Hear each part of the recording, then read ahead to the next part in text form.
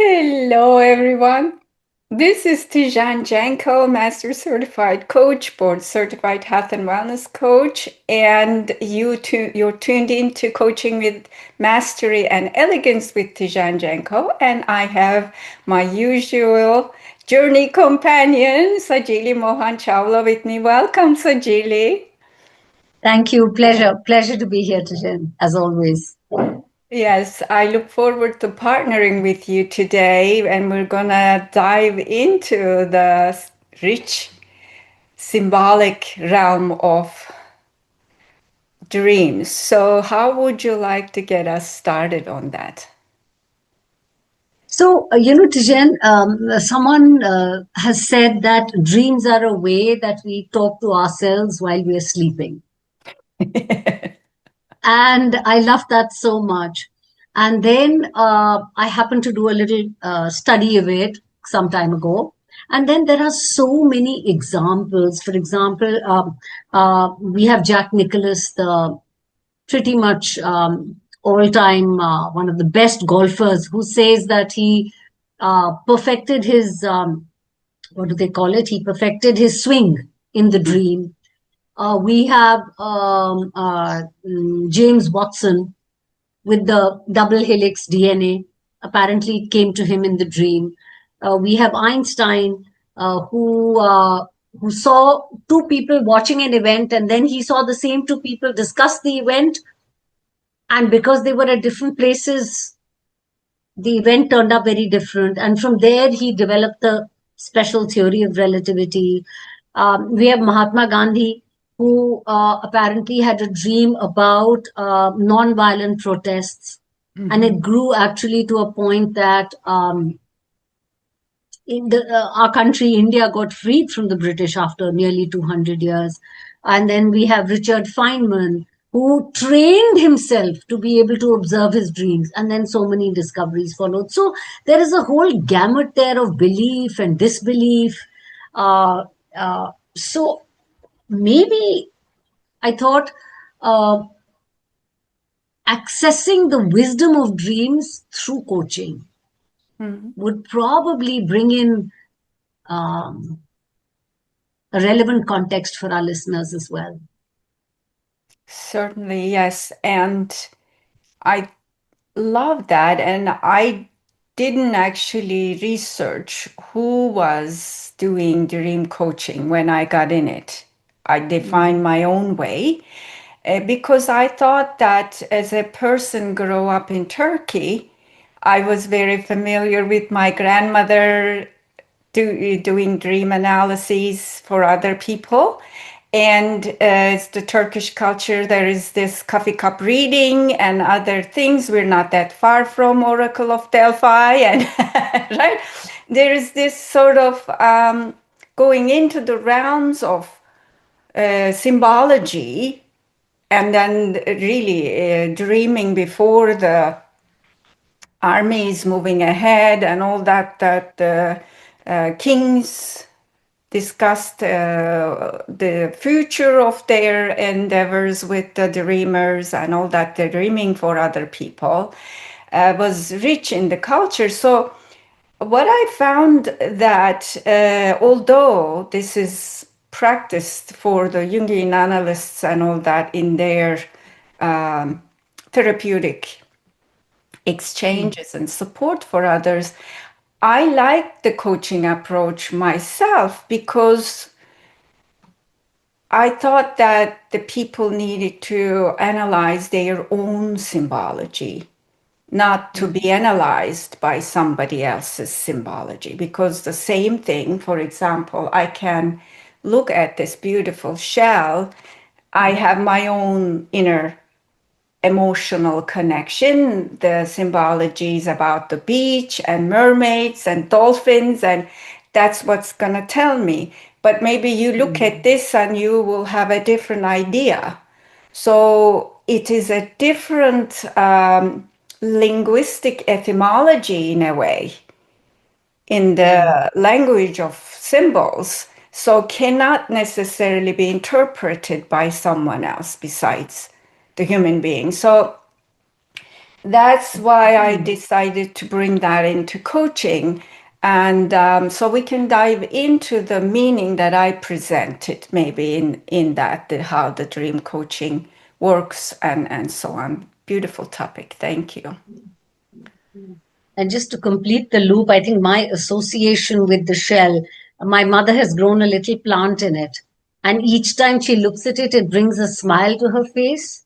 And she remembers a particular trip she took with my father and some friends. So for me, that's the strongest. So first thing you showed it, and that is Yeah. the symbology went in that direction. Yes, it's a very different pathway, right? You have first thing is gonna bring out for you is your mom. Yeah. And maybe if somebody actually had a drowning experience in the Yes. ocean, it will be a fear-inducing symbol versus Yes. for me such a relaxing thing, even though I had a drowning experience as a little girl. Yeah. So Yeah. yeah, it's very different. Thank you for bringing that forward. Yeah. So, when I say accessing the wisdom of dreams through coaching, I was thinking maybe we can address it in three broad sections.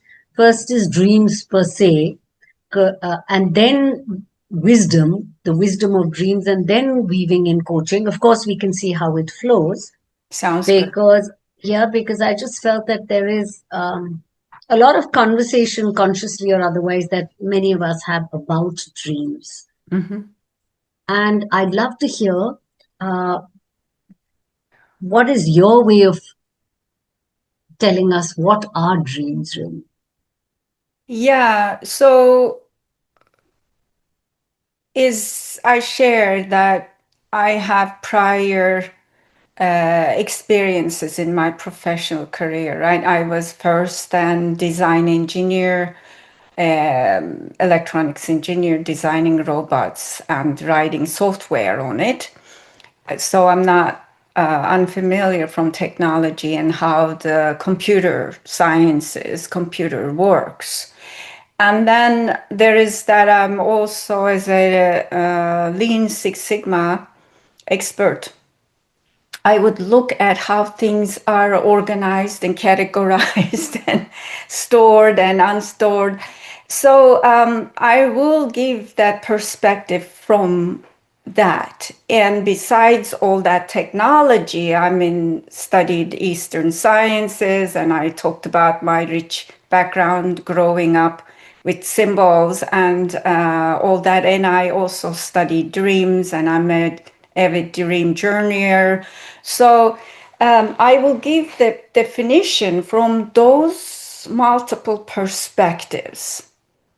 When I look at dreams and dream research, yesterday I was looking at it, there is a challenge in dream research and scientifically categorizing because it's anecdotal.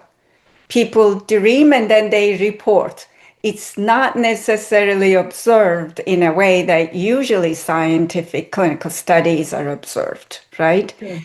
So, in my view, and then often people categorize, lump sum them all in once. For me, human psyche and a system does different functions. One of which is, I call it internal ordinance. Now that electronics engineer coming into the place. So during our human ordinary non-sleeping experience, right, we're receiving a lot of information and experience. Sure. So therefore, there needs to be a downtime in the humanoid system for those to be purged, categorized, recategorized, reorganized, and restructure the internal file system, delete something, right? So I call that internal ordinance. And then there are some dreams or witnessing of that during the sleep time that often doesn't make sense we see like so much bizarreness.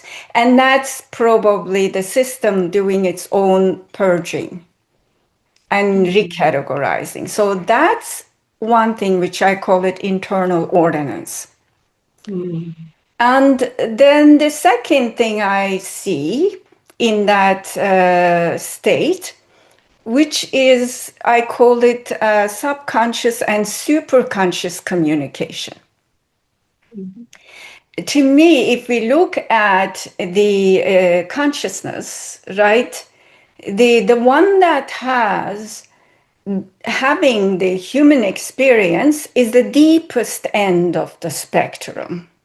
Mm. And then there are further away the unconscious and subconscious and superconscious and all that. Some, if we think them like a little funnel, it grows, right? That the Mm. superconscious has much more access to different data, other superconsciousness. So then they cannot necessarily push everything into this particular form. We can't Mm. handle it, right? Mm. Mm. There needs to be the multi way of communication, which I think in your culture is called Akashic record, Akasha Mm. access, and come back and figure out what is happening. So Mm. that to me is done through the dreams and nightmares, is one thing. Mm. That, okay, are you ready? Do this, do that. And another thing is the prophetic dream, further preparing human being into the experience. For Mm. example, I two times that it happened to me, I've seen a family member's passing a year before it took place. Mm. So there was some intelligence Mm. in my formation was informing me that bringing that experience to some level for the preparation, knowing this gentleness and this structure. Did it prepare Mm. me fully? I don't think so. But I Yeah. mean, there was some level of prophetic exchange to Sure. inform. So that I call subconscious and superconscious communication. And Mm. then the third part, which you talked about Mahatma Gandhi, we can also talk about Dr. King. I have a dream. So Yes. that is, I call it active, formative, active, creative, formative experience. Mm. So this is now we're getting into human magnetism and energetics, right? In the quantum physics and human energetics, we know that something needs to, and even any energetic sciences, be nothingness into form of thought into the physicality, right? That's the Mm. transition. So Mm. we Mm. need to create, actively create the form for form to fill in itself. Mm. So that is then active, creative, formative experience, visioning and lucid dreaming. So Mm. that's how I categorize. Wow. So so let me see what I have got is that at one level it is bringing into consciousness. There are parts of us which we are not conscious of. Mm-hmm. At another level, and I really like that funnel visual which you create, that there is so much which gets absorbed, which we are informed about, and then that has to come through, so to bring it through in that narrow opening, even the visual of it is there's so much, and yet it has to, so in a sense, if there is that much in that super consciousness, dreams then, they're not restricted to just telling us what we know. There's a whole different space which is informing them, Yes. right? Beautifully said. Yeah. And yeah, and the third which you, when you spoke about the active creative and your own prophetic, it's almost as if there is a universal context. It may not be restricted only to me, Mm-mm. and my little world and my little ups and downs and my little stories, in that sense. Yeah, yeah, yeah. So I've also read, even when I was, that there is no such thing as a dream with only one meaning. Mm-hmm. you know and that regardless of the duration or the intensity or the detail or the apparent simplicity, every dream has multiple layers and multiple layers of significance, of implication. um, it's almost sort of tying up with all that you've spoken of this far. Yeah. Mm, Yeah, certainly, because we're evolving.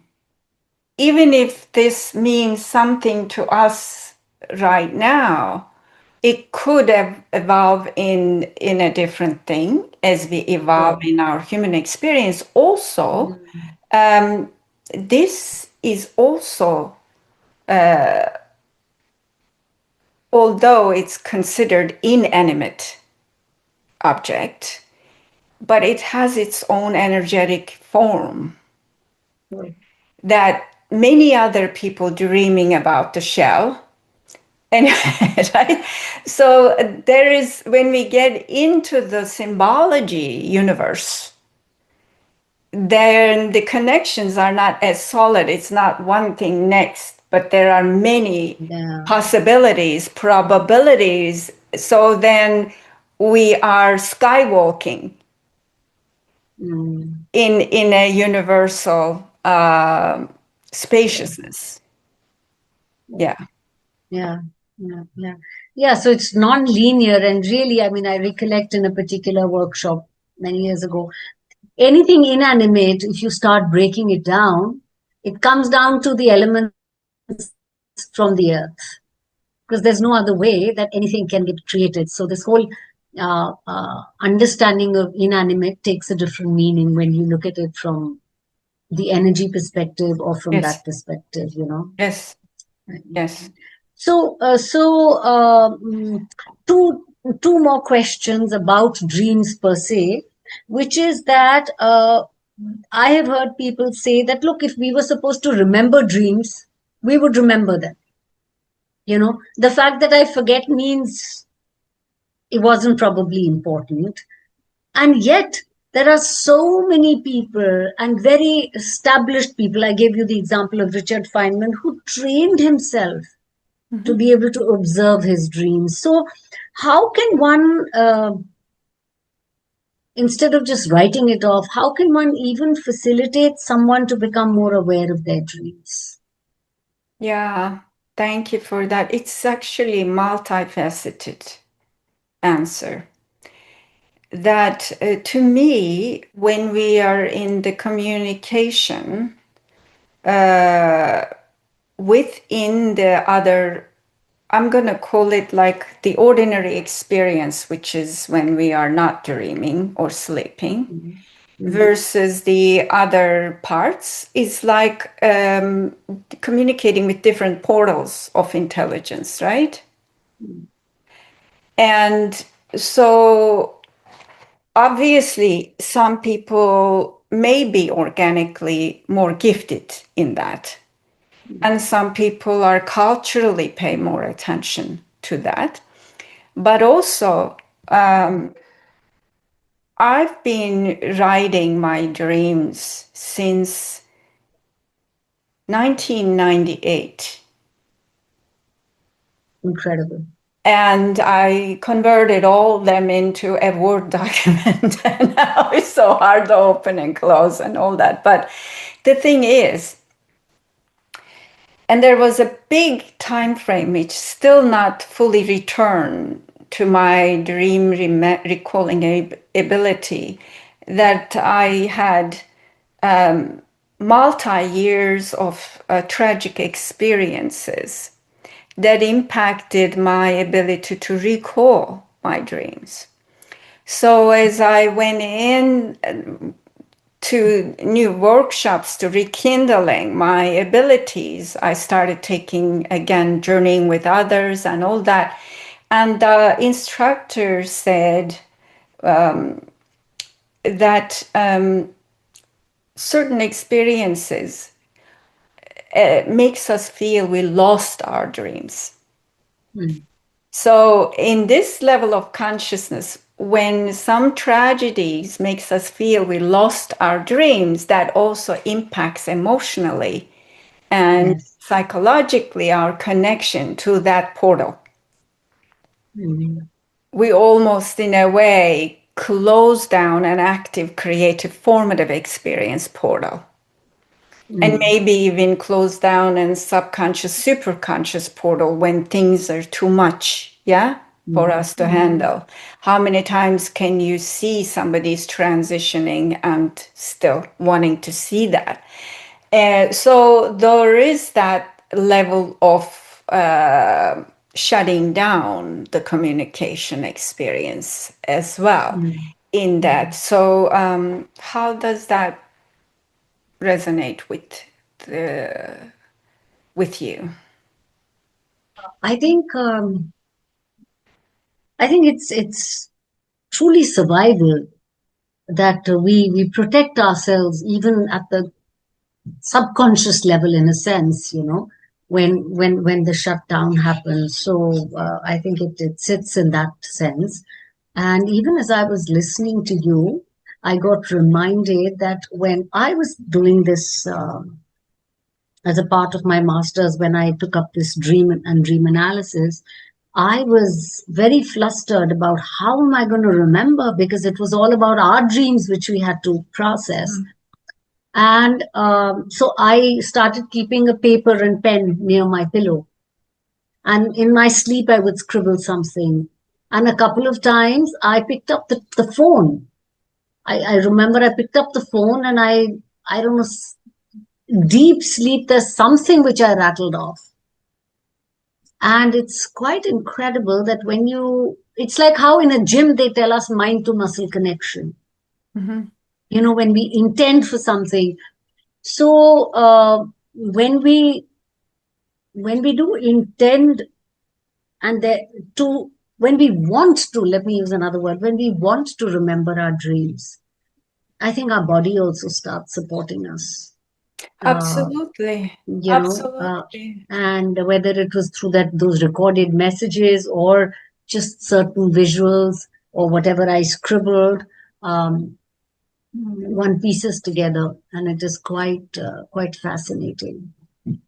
And And of some, course, yes, one thing you said made me think about, which I haven't mentioned, right? Our neurobiology. yes, There is yes, internal safety mechanisms that this body cannot take no longer additional information. Let me shut down this, shut down that, like systemic shutdown. absolutely. So as you can understand in the computer, when it is on the after failure mode, it's often some functionalities are down. So Sure. And in fact, a recent dream of mine comes up, and I would love you to process it maybe a little later, but I have a feeling that this neuro shutdown and then it appearing as a dream, now there is some connection there. So maybe this can be a good segue into moving to the part around the wisdom of dreams, yes. because that's really the space. So again, there is, and I have what I think is a lovely quote: "All dreams come in service of health and wholeness." Hmm. You know, by a gentleman called Jeremy Taylor, who's been working with dreams for 40 years, and he's an author and a poet and so on. And I just, it just there was a certain respectfulness to dreams instead of just, one, uh, what should I say? One voodoo kind of, mystical something which is not explainable, and so on and so forth, really. So, and as I was reading more, it almost sounded like dreams are like a benevolent elder, who's not giving up and going on nudging and drawing our attention to something which, like you said, through that funnel now needs to come to surface for whatever context it may be, Yeah, you know. beautifully said. The word come to me is the reverence, right? Revered. Yes, Yeah, yes, yeah, yes, yeah, yeah. yeah. So, Tijen, speak to us about, you know, I won't just stop at wisdom, but really wisdom in the sense that there can be a personal interpretation to dreams, a spiritual, a universal, maybe a cultural. Yeah. So what would you say? Well, I think that there are actually one of my teachers is Robert Moss, well-known dream teacher across the cultures. Obviously, more developed and more physical system is available. People can receive other information, and there are people they can see big dreams, as Carl Jung talked about. He's Mm, so during the war, right? Some things we can receive for the whole country, some things we can receive. It's to me, that level of consciousness is like the creative consciousness, like mm, Mozart could download whole amazing masterpiece of music from that mm, consciousness, yeah, versus somebody can only write a little child song, right? yeah, It's a yeah, different level of reception. mm, yeah. Nicely put. Yeah, Yeah. yeah. And of Mm. course, the more we revere and practice our receptors, better receiver we become. Yes, yes, yes. And I think probably then, even that funnel, the channel of that funnel, as you can see, I'm so taken in by that that visual, because it's so self-clarifying to somebody like me.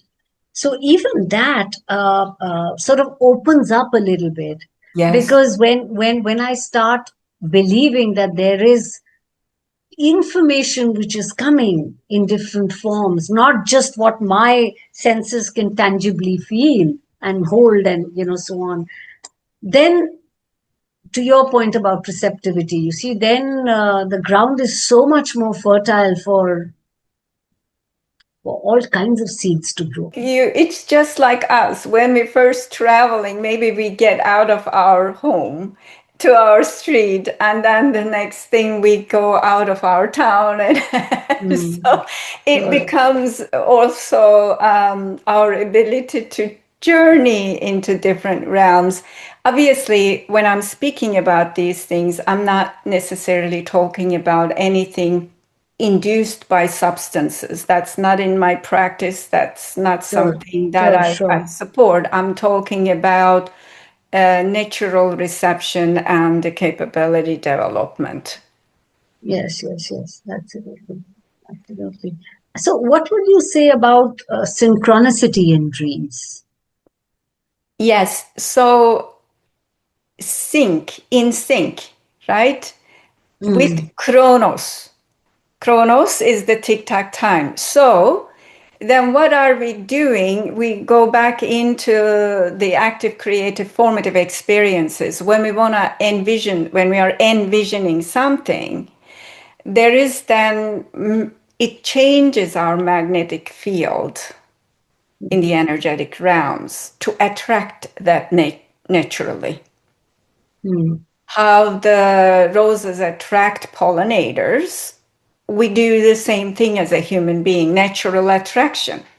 So when mm, we do that, then it synchronizes itself mm, with whatever it is we're doing, right? This, for example, my friends, they know I like the seashells because it is in my attractive field. They gift me these things. So in a way, it's synchronized mm, with my love and their love to give, their love with this relationship. So there is that. It Mm, almost part of the larger organizing principles of this universe. mm, It sets up our magnetic attractivity along with the others to yin and yang principles. The vacuum is created for that to come in. And so mm, it's a larger energetic expression in there, but that's how that works. mm, mhm. I like that. I like what you say about how roses attract pollination. So, I have a Carl Jung quote which I would love to share at this point, which says, and he says, rather, I quote, I have noticed that dreams are as simple or as complicated as the dreamer is himself, only they are always a little bit ahead of the dreamer's consciousness. Mm-hmm. Knowledge is no advantage when it is a matter of one's own dreams. Yeah, You know, beautiful. Mm-hmm. yeah. And I'm wondering whether this would be a good place for me to share a dream, and even as you help me unpack it, maybe that could then lead us. That could give our viewers uh, a more felt sense of what it really means when we weave dreams and a segue into our coaching section. What do you feel? That sounds good. And one thing to say, I often say when some things are publicly shared, right? Mm, mm. This is your intimate symbology. So be prepared that as we unpack, certain things can also come forward in this discussion. Yes, and I kept a tissue. Okay. I mean, it's far away and yet it's close at hand because I was like, in case I choose to share it, I don't know which way it's gonna go. We will see. Yeah, absolutely. All right. Go ahead and share what you Okay. would like to share then. Yes, Thank you. yes, yes, I would. I would, yes. Okay. So I will share the dream and then give you a little backstory.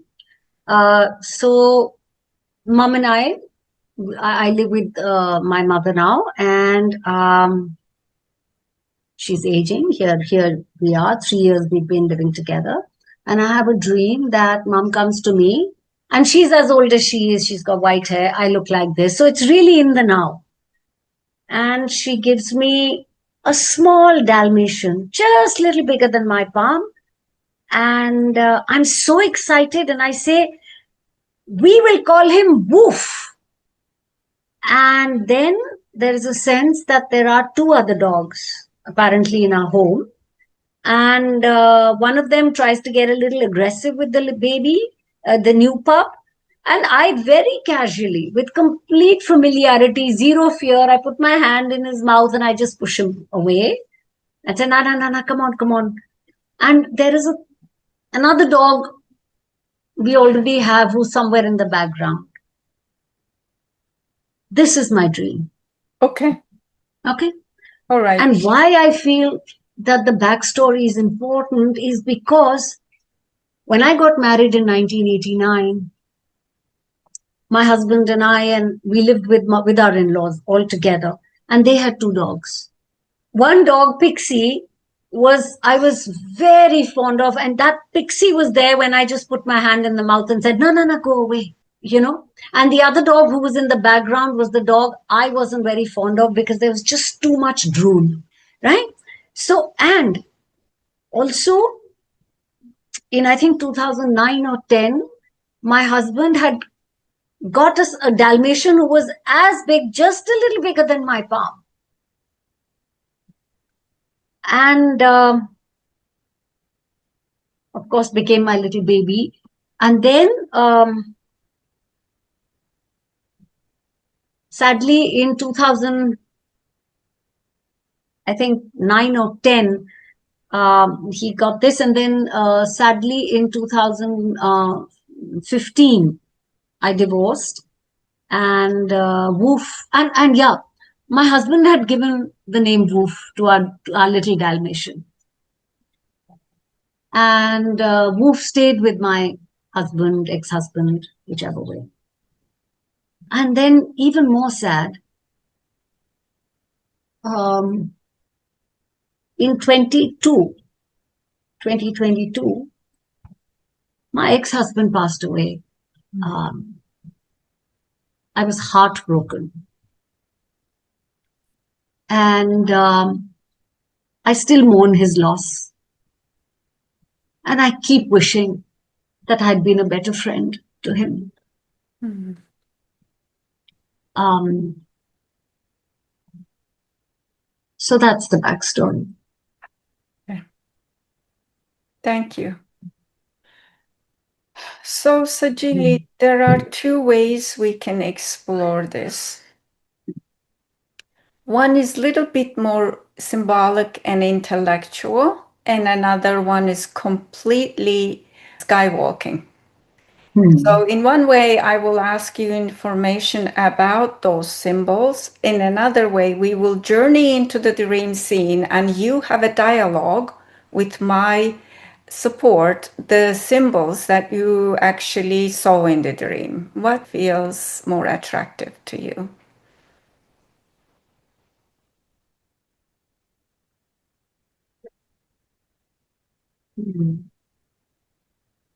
Maybe a skywalk feels attractive to me. Okay. All right. So when you want to journey somewhere in your daydreaming and otherwise, what kind of images that come to you? Like, do you go into through the caves? Do you go through the trees? Do you go through the rivers? What symbology will come to you?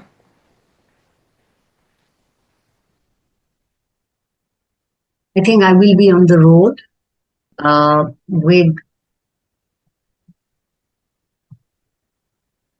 with a lot of green, a lot of mountains, and maybe even through forests. I think that's sometimes cobbled, pebbled streets. Okay, so through the movement, Sometimes, yeah, something. Yeah. yeah, sometimes meadows, but it'll always be like something. I think not always, but often. Yeah. Yeah. Okay, thank you for that. So, before we get into that part of the transformative journey, if you were to give this dream a title, what would you call it?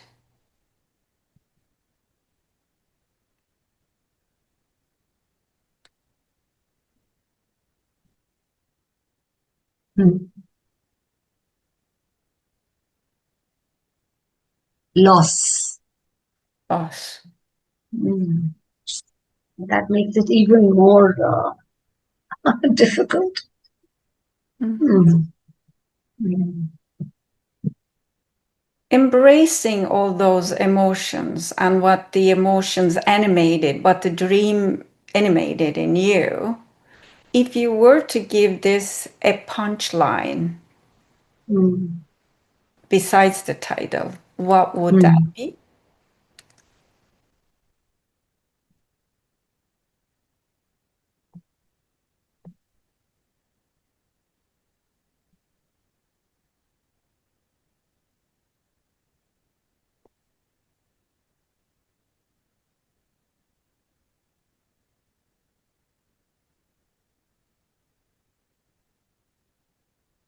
A love gone wrong.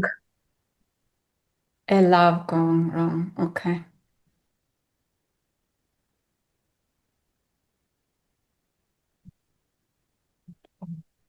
Okay. So feel yourself as much as possible. If it resonates with you, you may also close your eyes and all that. On the road that you liked, you're traveling through the forests and you can see the landscape, the rivers, and everything. And all of a sudden, they are going to bring you into the dream scene with your mom. Mm. And now that your mother is holding this wolf in her hand and about to give it to you. What feels more animated to speak in that scene first for you? The Dalmatian, mom's hand. What else you notice in that scene?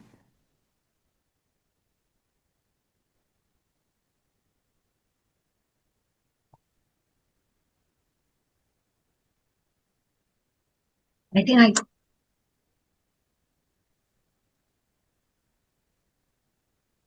I think I just noticed me breaking down. Uh, I also feel I will. I think I'm laughing and I'm hysterical at the same time. Um, it's as if I'm getting a second chance with Wolf. Mm-hmm. Um, uh, it also brings back a lot. Yeah. Yeah, yeah. So there's joy, there's pain. Yeah, Yeah. both quite intense and both alive at the same time. Mm-hmm. And in this sort of a work that reflections of the coach as a Hmm. supporter includes the unseen and seen as well. There seemed to be Sure, the energy of your ex-husband in the scene. How does that resonate with you? absolutely. In So, fact, when you said mom, for a moment, I must be honest, I was disappointed because somehow as I was driving through and you said no suddenly or whatever, I just thought I'll see him with Wolf again. And then when you said mom, of course it's lovely, but I was like, oh, it's not him. yeah, what is the likelihood of this time in the dreamland, his presence carrying some qualities of your mother? Oh, I didn't think of.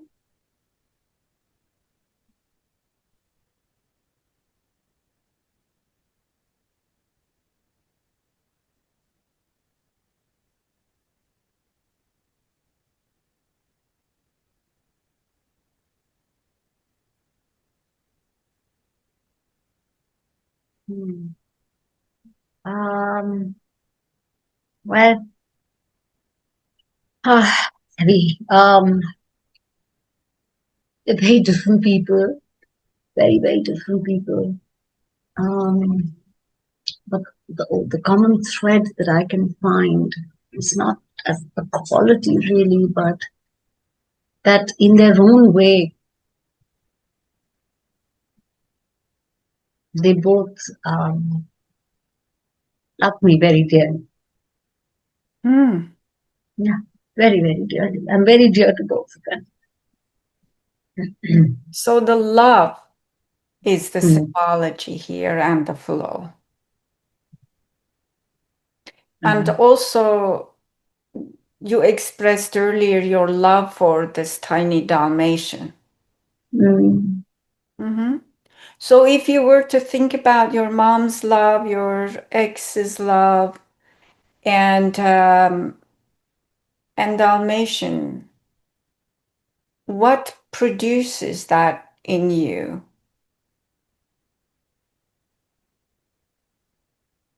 when I think of these three people, Yeah. what does it bring up in me?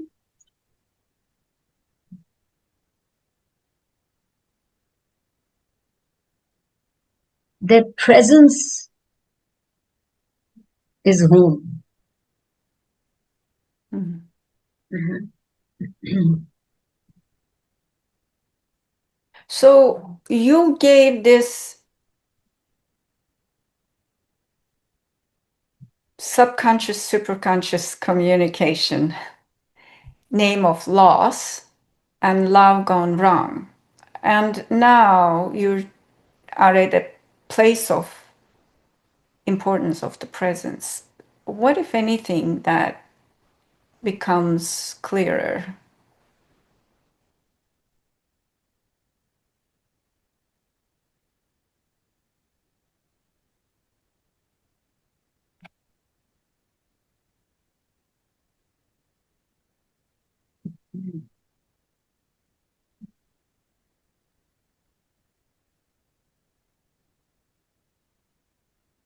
So,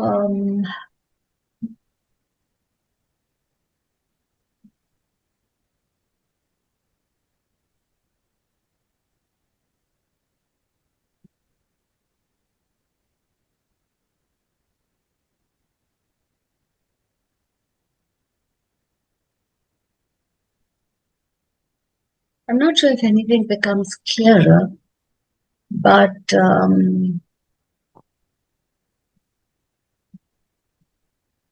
I think just I'm still actually if I mean, in my mind's eye, I'm standing in this on this road with this huge open expanse and green and mountains. That's where I still am, with Wolf running around and mum and my husband, and actually there. And I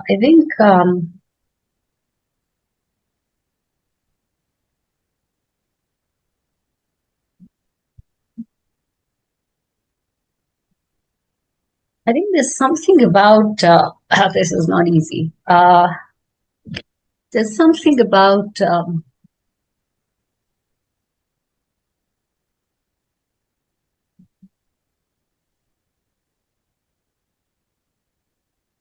I think so. I've been fighting. I've been fighting with this recollection, with this sense of loss. Uh, you know, and people never understand that if he was your ex-husband, how could you be so heartbroken, and etc. But in this whole space with that green and the expanse and the joyfulness of their presence, there's a little voice inside me which is, let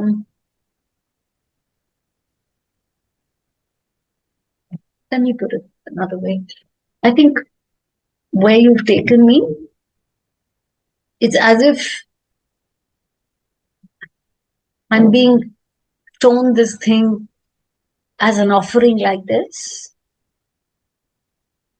Uh, and something in me is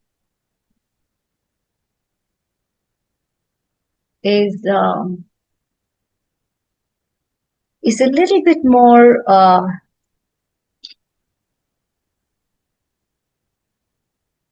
is understanding a little bit more that this um, uh, is coming. So maybe I'm a tad bit closer to, you used the word reverence earlier, to holding even this sense of loss with a certain reverence, and yeah, and a certain acceptance. I think that's the word. Yeah, That is what is happening a little bit. Yeah. beautiful. So, if I were to invite you to look at those two other dogs that you disliked because of drooling and other thing. Yeah, one of them I disliked. Yeah. Yeah. So, if you were to look around and see if they're present in that dream scene. Well, you said it and they appeared. All right, good. So, what might be the one that drooling and that you disliked their message to you, if they're Hmm. saying anything to you right now?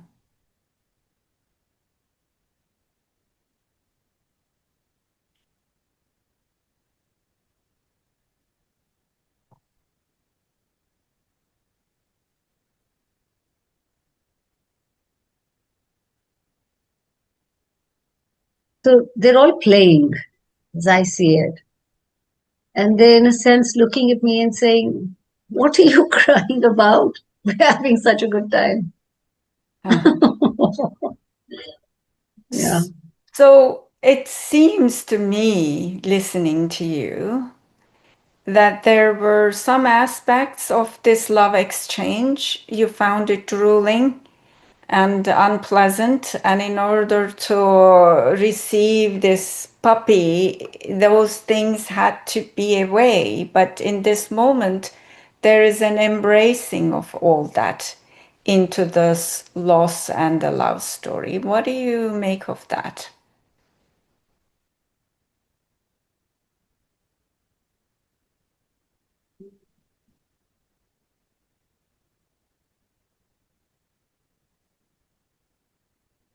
Yes, I think what I'm seeing is bigger than my own little idiosyncrasies, for sure. Yeah, for sure. So then, what do you get to understand about this dream's message to you when your mom, your ex, all the dogs, and everything that you thought it can or cannot be part of love or loss?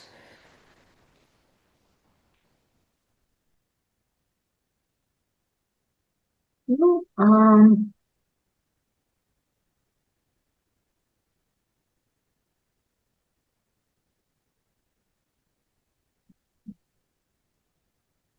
the word precious has come up to me a couple of times, and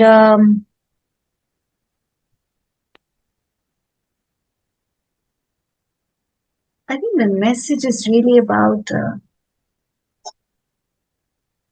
preciousness of what is, the preciousness of what was, and the preciousness of what will be. Um, uh, it's almost as if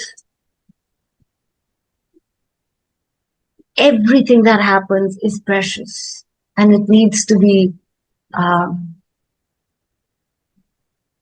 yeah, revered, embraced, like you said. Yeah, it needs to be held in that way. Mm-hmm. Mm. And in another way, because the minute I did this, I started feeling a little claustrophobic. I think it needs to be held with a lot more, even though it's precious, it needs space to be held. Uh, Otherwise, it gets claustrophobic. The minute I did this, I couldn't breathe. So, but if I hold preciousness like this, then there's more oxygen. okay. So Mm. if you needed to rearrange the position of your dream companions, the dogs, ex-husband, your mom, the scenery, and maybe even the owls behind you, in Mhm. in a way that you reorganize it so you can breathe and there is a space. What would you do in that dream?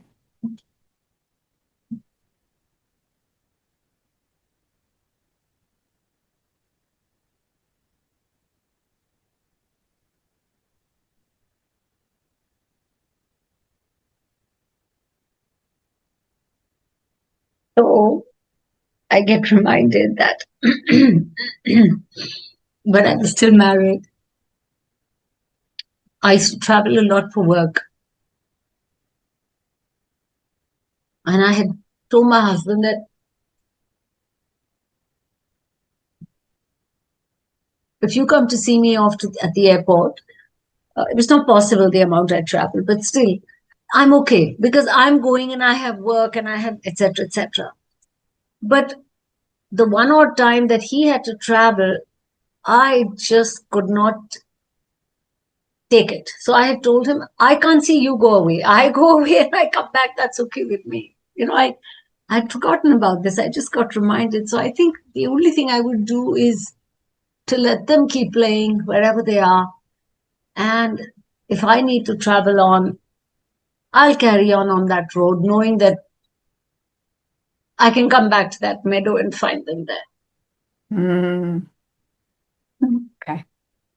Yeah, So we that's. entered into this beautiful scene with the sensation of loss, with the punchline, a love gone wrong. Mm. If you were to revisit those punchline and a title, what might that be now? Hmm. Hmm. Uh, what might that be now? Let's see what comes to me.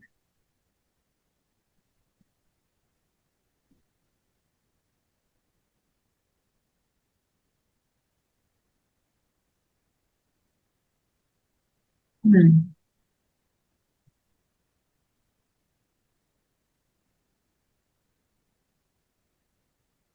Probably love, my sense of home. That would be the punchline. Love can be the title, and my sense of home Mm-hmm. can be the punchline. How do you feel about our gate of entry and almost nearing the exit right now? Uh,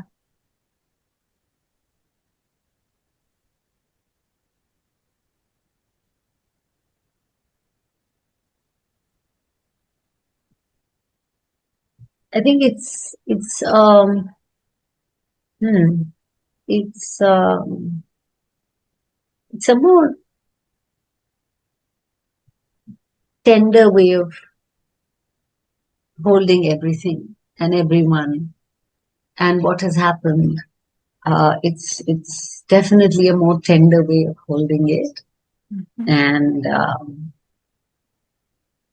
and I think what has happened is that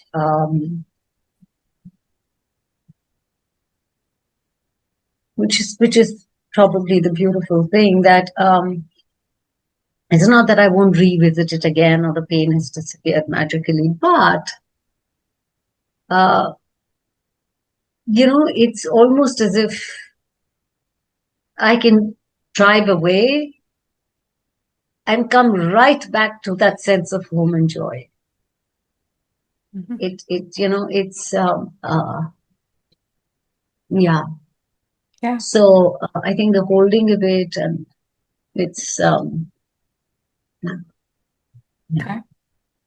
So, what are you then learning about the way you show up in deeper connection and love relationships and the way you maybe assess yourself afterwards? Ask me again, please. This dream seemed to be like a assessment of your deeper relationship and connections with your ex-husband, the puppy, the dogs, and the Mm. mom. Mm. Yeah. And it seemed to be like your subconscious or superconscious presenting the way you assess yourself afterwards Mm. seem like Mm. a little heavy-handed. Mm. And I wonder that what, if anything, that you learned in here Mm. might be supportive of that relating and assessing process as we Mm. close this. Mm. Mm.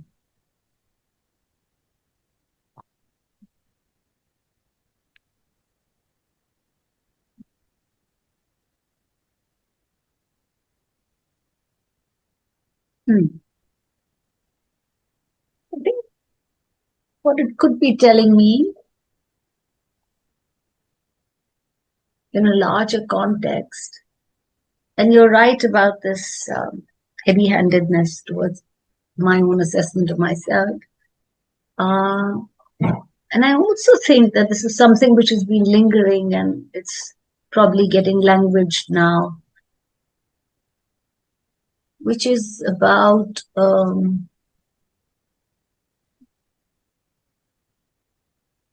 which is a message for me that I'm truly loved. And I've tried with all kinds of boundaries and definitions and, trying to get it right all my life. And probably it had its place.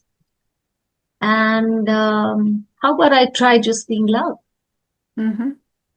So, what is your new punchline about the concept of love and where you experience love?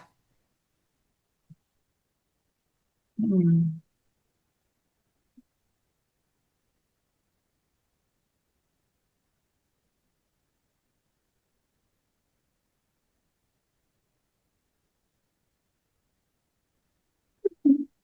Let's call it heaven.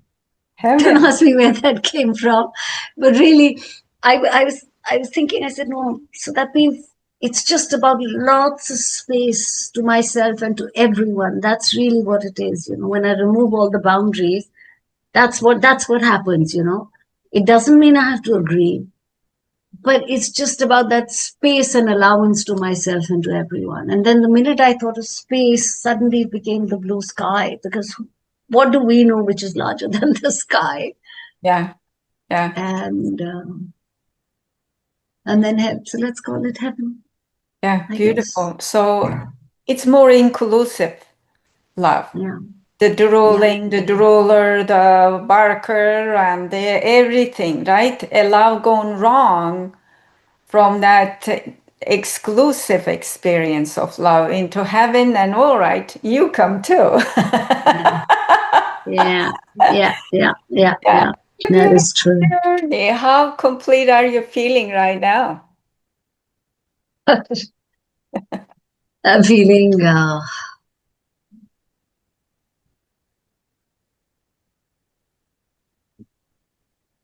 I'm feeling very, very gathered and settled and quite back here, I have to say. Right now. Is this an Thank you. okay place for us to complete this journey then? It is. And how do I know I'm well? Because suddenly I'm looking at the time and saying, oh my God.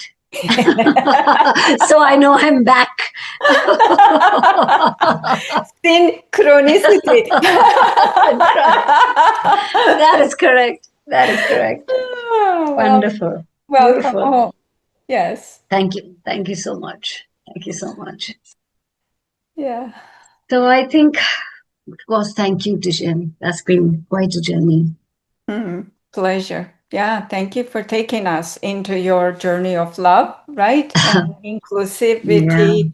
Yeah. And it's going to be synchronistically available and helpful for many people. I And truly hope so. yeah, you may not be in the place of adding extra questions or anything, but is there anything else we need to say to close this conversation about the dream coaching? Um, yes, if we may, yeah, Yes, right. Okay. absolutely. Okay. Yes. So now purely as a coach, um, how do you decide as a coach that your client is ready for dream coaching or needs dream coaching?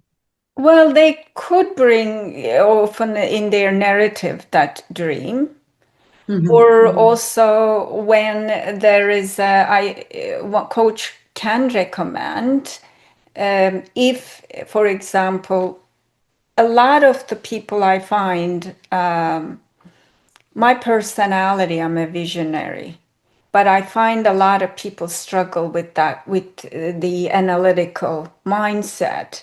So when I'm facilitating visions for organizations, for the leaders, CEOs and others, and then I guide them into the journeys like that to get them away from analytics, because we got to have a dream first, right? When Dr. King said, I had a dream, if somebody said, oh, what are you talking about? That is not possible.